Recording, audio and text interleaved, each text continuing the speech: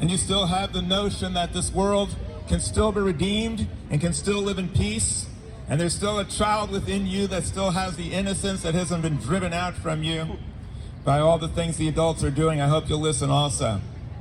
There was once a man who was released from prison. He was so excited he went running down the street screaming, "I'm free!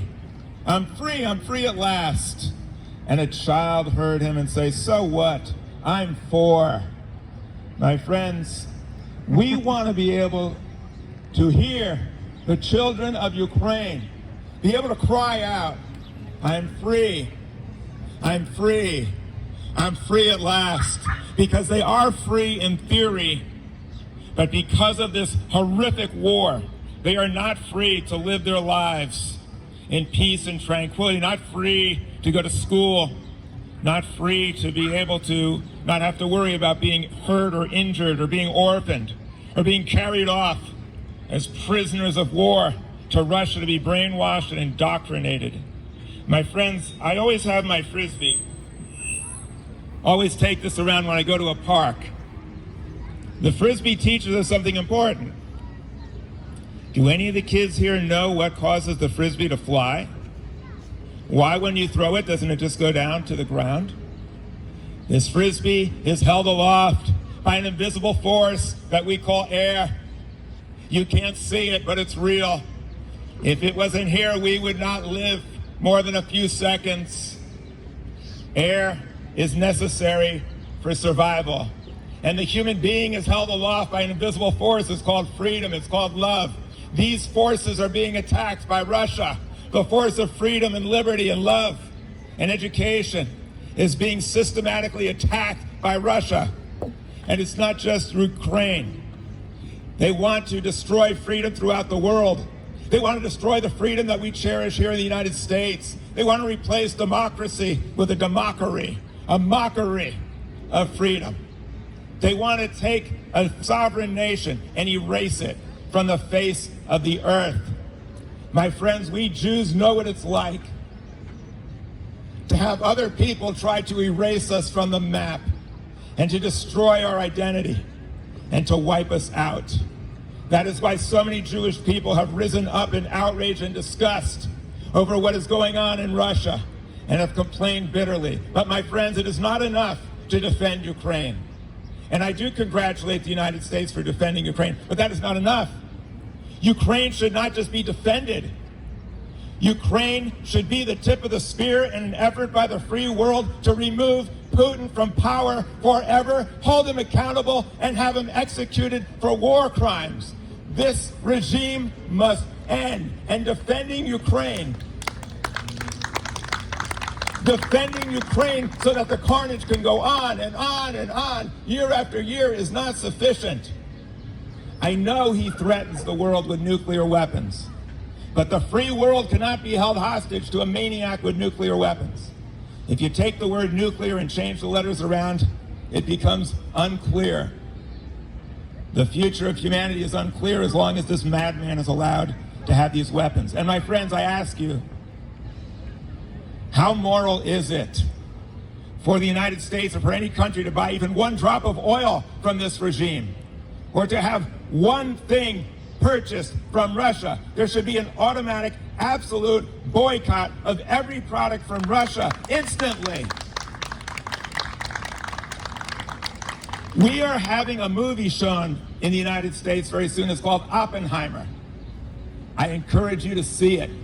Oppenheimer describes an effort by the United States to take the smartest people in the world, put them in a place, in a little room in Los Alamos, and have them engage in what they call the Manhattan Project, to develop a nuclear bomb before the Nazis did. I call upon the United States today to have a modern version of the Manhattan Project, to take the smartest people, not just in America, but also in Israel, also in Ukraine, and all the countries, and develop an alternative to fossil fuels.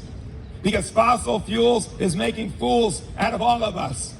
We are held hostage. We bend the knee to Putin because of his oil. Let us get off the oil standard. Let us stop bending the knee to oligarchs who think they have us over a barrel. Let us be independent of fossil fuels to protect the planet from climate change, and so that we can liberate ourselves from tyrants and oligarchs like Putin. My friends, the Jewish community stands with you. I do not represent all Jews. I represent a congregation and others. But by and large, the Jewish community is solidly 100% behind Ukraine. We call upon a spiritual transformation so that ministers, rabbis, imams, and priests will stop just talking and start practicing what is being preached right here. Talk is insufficient. If all we do is talk, then we are hypocrites. We need to take action, and we need to encourage our people. We'll have those petitions at Congregation Lador Vador, and I encourage you to bring those petitions to every house of worship and have them signed. My friends, I appreciate very much the opportunity that you have given me to share a few words with you. We Jews have seen our people systematically annihilated and wiped out. And I'm glad that Jeff quoted words from Elie Wiesel. He also said this: there are times that we cannot prevent injustice, but there should never be a time when we fail to oppose it. My friends, thank you for coming here and not worrying about the threat of rain. They face far worse in Ukraine. Thanks for being here in order to stand up. And I will also say those words from Ukraine.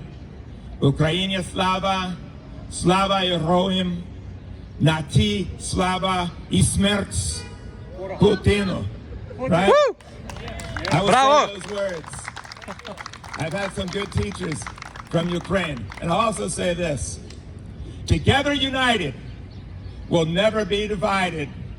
Toujours unis, nous sommes bénis. And if you don't know French, that means together, always together, we'll be blessed. Juntos unidos, jamás vencidos. Together united, we'll never be destroyed. And in Hebrew, kulanu yachad en lanu pachad. If we are always together, we will never, ever be afraid. And finally, I'll say this on behalf of the Jewish people. We Jews have seen horrors throughout history. Anti-Semitism is rearing its ugly head here. In the nation of Ukraine, there are the similar elements that do not have the best interests of the Jews at heart, and who did not show their best interests in the past. Today, Ukraine is similar to Israel. Israel is surrounded by nations that want to wipe out the Jewish identity and commit genocide against the Jews in Israel. Sadly, Ukraine does not always vote to support Israel, even though Israel is supporting Ukraine. That will not deter us in the least. We will stand behind Ukraine, stand against Russia, and stand for the children of Ukraine. And we hope that they also will see fit to always stand behind the Jewish people in the beleaguered and battled state of Israel, the only true democracy in the Middle East, the only place where civil rights are practiced, the only place where you can do as you do here in the United States, criticize the government and live to talk about it. Thank you very much, everyone. Slava Ukraini! Героям слава!